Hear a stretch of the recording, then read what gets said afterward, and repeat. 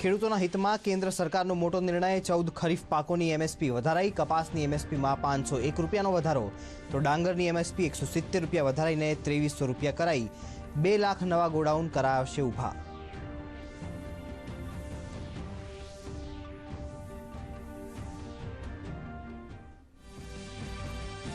મહારાષ્ટ્રના વધાવનમાં દરેક ઋતુમાં અનુકૂળ થાય તેવું આંતરરાષ્ટ્રીય કક્ષાનું ગ્રીનફિલ્ડ પોર્ટ કરાશે ઊભું।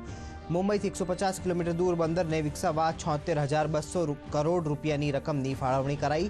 પોર્ટની ક્ષમતા 298 મિલિયન ટન થશે તો રોજગારીની 12 લાખ તકોનું થશે સર્જન। કેન્દ્ર સરકારની ગુજરાતને મોટી ભેટ। પંડિત દીનદયાળ પોર્ટ ખાતે 500 મેગાવોટનો ઓફશોર વિન્ડ પ્રોજેક્ટ કરાશે કાર્યરત। આ પ્રોજેક્ટથી ગુજરાતને રૂપિયા 4.50ના દરે પ્રતિ યુનિટ મળશે વીજળી। તમિલનાડુમાં 500 મેગાવોટનો બીજો પ્રોજેક્ટ કરાશે કાર્યરત। દેશની પ્રથમ ઓફશોર વિન્ડ ઉર્જા પરિયોજનાને કેબિનેટની મંજૂરી। રાજ્યમાં વરસાદ ખેંચાતા ઉત્તર ગુજરાત અને સૌરાષ્ટ્ર વિસ્તારના 60,000 એકડ વિસ્તારને સિંચાઈ માટે પૂરું પડાશે પાણી। ઉત્તર ગુજરાત વિસ્તાર માટે 1029 એમસીએફટી તો સૌરાષ્ટ્ર વિસ્તાર માટે 1302 એમસીએફટી નર્મદાનું પાણી છોડવાનો નિર્ણય।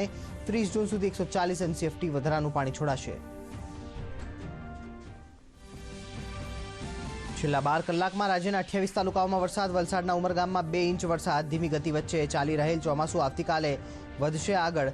વડોદરા અને દક્ષિણ ગુજરાતના તમામ વિસ્તારોમાં આવતીકાલે હળવાથી મધ્યમ વરસાદનું અનુમાન તો ભારતમાં વરસાદ।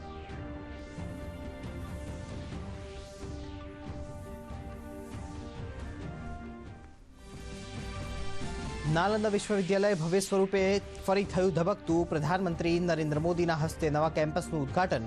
કહ્યું આ વિશ્વવિદ્યાલય ભારતના શૈક્ષણિક વારસા અને જીવંત સાંસ્કૃતિક આદાન પ્રદાનનું પ્રતીક।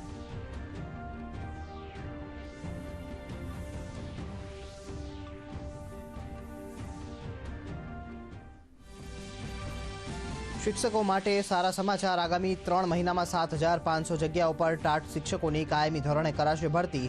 5 વર્ષ બાદ થનારી ભરતીમાં માધ્યમિક શાળાના 3,500 જગ્યા પર તો ઉચ્ચતર માધ્યમિક શાળા માટે 4,000 ખાલી જગ્યા પર કરાશે ભરતી।